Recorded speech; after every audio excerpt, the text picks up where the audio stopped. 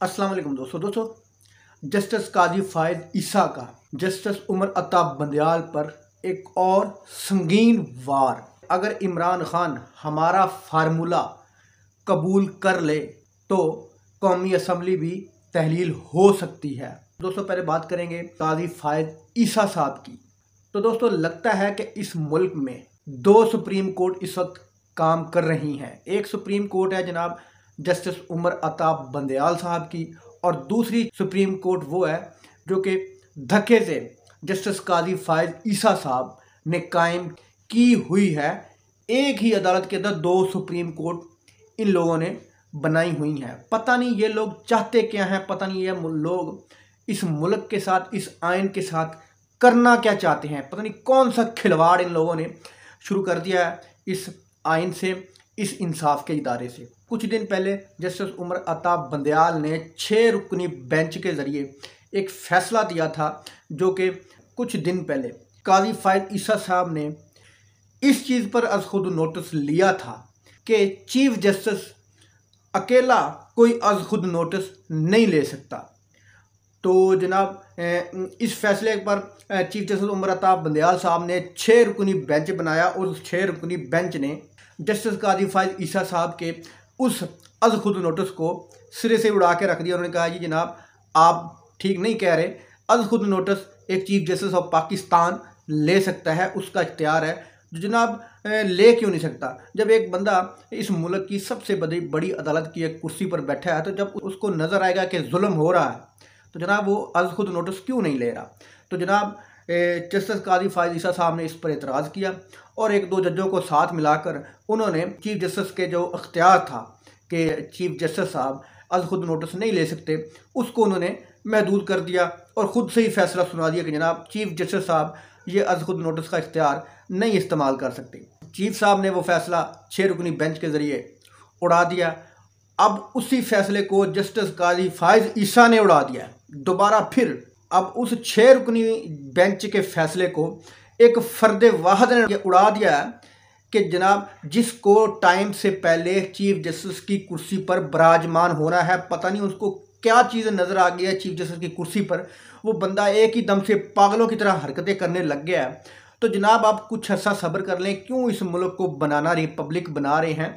हम तो देखते थे कि ये सियासतदान ही कानून तोड़ते हैं, ये सियासतदान ही आइन तोड़ते हैं, यही पैरों के नीचे रोनते हैं। तो जनाब जब आइन के मुहाफ़िज़ों ने अगर ये काम करना शुरू कर दिया है, कभी आप उसकी टांग खींच रहे हो, वो आपकी टांग खींच रहा है, तो जनाब आप दूसरे लोगों को, दूसरे इन सियासतदानों को आप क्या रोल मॉडल बना के पेश कर रहे हैं कि जनाब एक दूसरे की टांगें खींचना यहाँ से शुरू होती हैं? भाई ये तो सियासतदानों का काम है।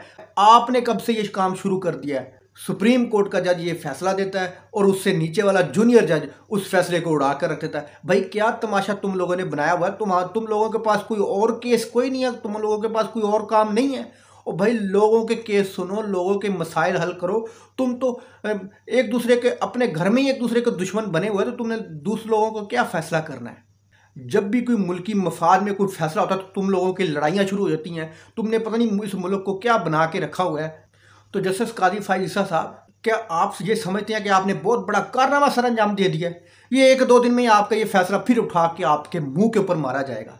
तो जनाब आप अपनी वैल्यू क्यों कम कर रहे हैं? कल को आपने इस बड़ी कुर्सी पर आकर बैठना है, तो क्या आप पैगाम दे रहे हैं लोगों को? क्या आप इस मुल्क में जाहिर करने की कोशिश कर रहे हैं कि हम कुर्सियों के लिए इस तरह लड़ते हैं? बराए मेहरबानी हमारी कौम की ये रिक्वेस्ट है कि जनाब इस मुल्क में आइन को नाफिज होने दें, इस मुल्क में कोई कानून नाम की कोई चीज़ रहने दें, कोई इंसाफ नाम की कोई चीज़ रहने दें। बराए मेहरबानी आपके पास बहुत से केस हैं, आपके पास बहुत से काम है जो करने को, वो काम करें। एक दूसरे की टांगें मत खींचें। आपका वक्त भी आ जाएगा जनाब काजी फायद ईसा साहब, ज़रा सब्र कर लें। पता नहीं आपको क्या चीज़ नज़र आई हुई है, पता नहीं आपको कोई पीछे से जिस तरह के कोई सियासतदान कोई डोरियाँ हिलाता है, हम तो यही समझेंगे कि आपकी भी कोई डोरी हिला रहा है।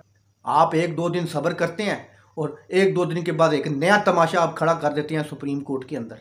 1-2 दिन सुकून होता है, हम यही सोचते हैं कि जनाब अब कुछ मामला बेहतर होना शुरू हो गए हैं, आप कुछ मामला ठीक हो गया, 2-4 दिन के बाद आप कुछ नया धमाका कर देते हैं। पता नहीं आपको कौन मशवरे देता है, पता नहीं आपको किसकी आप इशारों पर काम कर रहे हैं। आपका ये फैसला 1-2 दिन में आपके मुंह के ऊपर दोबारा मार दिया जाएगा, तो क्या आपकी हैसियत रह जाएगी, क्या आपकी औकात रह जाएगी। आप लोग अपनी इज़्ज़तों को खुद कम कर रहे हैं, अपनी इज़्ज़तों को खुद पमाल कर रहे हैं। कोई ढंग का काम आपसे होता नहीं है। पूछो ना इस मरियम नवाज से, वो किसकी तामादारी के लिए उसने ज़मानत ली हुई है। पूछो ना उस जिस दिन उस पर फर्द जुर्म आयद होनी थी, किस तरह वो उस मुल्क का वज़ीर आज़म बन जाता है। पूछो ना इस वज़ीर आज़म से जिसने गारंटी दी थी एक चोर डाकू लफंगे की, ये चोर डाकू लफंगा कुछ हफ्ते के बाद दवाई लेकर वापस आ जाएगा। तो किस जज को ये तकलीफ़ हुई थी कि जनाब एक मफरूर की, एक वज़ीर आज़म से वो गारंटी मांग रहा है कि आप गारंटी दें कि ये बंदा यहाँ पर ज़िंदा रहेगा। तो जनाब सारी दुनिया के लोग बाहरी इलाज करवाने जाते हैं। इमरान खान को आप कहते हैं कि जनाब अगर स्ट्रेचर पर भी हो, मरने के करीब हो, तो अदालत में पेश हो। आप उस बंदे की खुद वज़ीर आज़म से गारंटी मांग रहे हैं कि आप गारंटी दें कि ये बंदा, इसको 2-4 दिन में कुछ नहीं होगा, ये नहीं मरेगा। आपने क्यों दोहरा मेयार इस मुल्क में बनाया हुआ है, क्यों इस मुल्क को आप बेड़ा गर्क करने लगे हुए हैं। काजी फायद ईसा साहब, आपकी नाक के नीचे इन चोरों ने अरबों रुपया इस मुल्क का हड़प कर लिया, तो उस वक्त आपको कुछ याद नहीं आया। जब एक चोर इस मुल्क का वज़ीर आज़म बना था, उस वक्त आपको कुछ याद नहीं आया, उस वक्त आपको कुछ नज़र नहीं आया, उस वक्त आपकी आंखों पर पट्टी बंधी हुई थी। जब आइन कह रहा है कि 90 दिन के अंदर इलेक्शन होंगे, जब असम्बलियाँ तहलील होंगी, किसकी क्या ज़रूरत है कि इस फैसले में वो इख्तलाफी नोट दे, वो इस फैसले के खिलाफ फैसला दे। या तो भाई आइन को रख लो, या भैया ना आप अपना खुद का आइन एक लिख लो, इस आइन को फूंक दो, इस आइन को आग लगा दो, आप लोग अपना आइन लिख लो। 4 बंदों ने कुछ आइन बनाया हुआ है, 4 लोगों ने आइन को कुछ समझा हुआ है। पता नहीं आप कहाँ से पढ़ के आ जाते हो यार। अवाम को आपने अजीब एक ड्रामे में डाला हुआ है आप लोगों ने, बजाय कि एक मामले को आप लोग सुलझाने के, आप रोज़ाना नित नए तरीके ढूंढते हो उस मामले को ख़राब करने की, उस मामले को लेट करने की, उस मामले की ऐसी की तैसी करने की। आपकी ये हरकतें देखकर कौन आपके मुल्क के अंदर आएगा, कौन इन्वेस्टर आएगा आपके मुल्क के अंदर।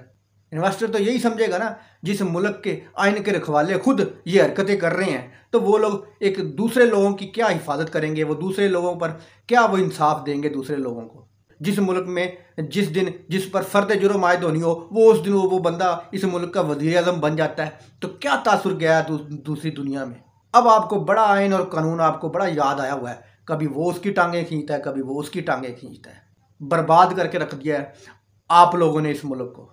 तो दोस्तों दूसरी खबर यह है कि जी ज़रदारी साहब ने इमरान खान को एक फार्मूला बताया कि जनाब अगर आप ये फार्मूले पर अमल करते हैं तो कौमी असम्बली भी तहलील हो सकती है। मतलब कि वो कौमी असम्बली से अपने आप को अलहदा कर लेंगे, PDM से अपने आप को अलहदा कर लेंगे, तो कौमी असम्बली ऑटोमेटिकली तहलील हो जाएगी।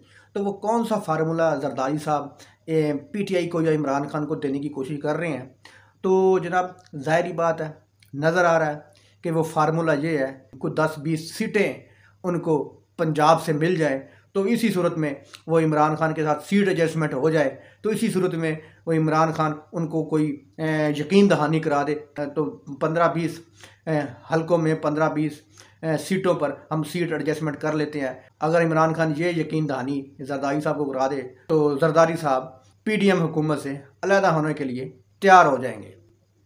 तो जनाब ये फार्मूला था जरदारी साहब जो इमरान खान साहब को दे रहे हैं कि उनके साथ सीट एडजस्टमेंट कर लो, हम वफाकी हुकूमत भी तहलील करवा देते हैं।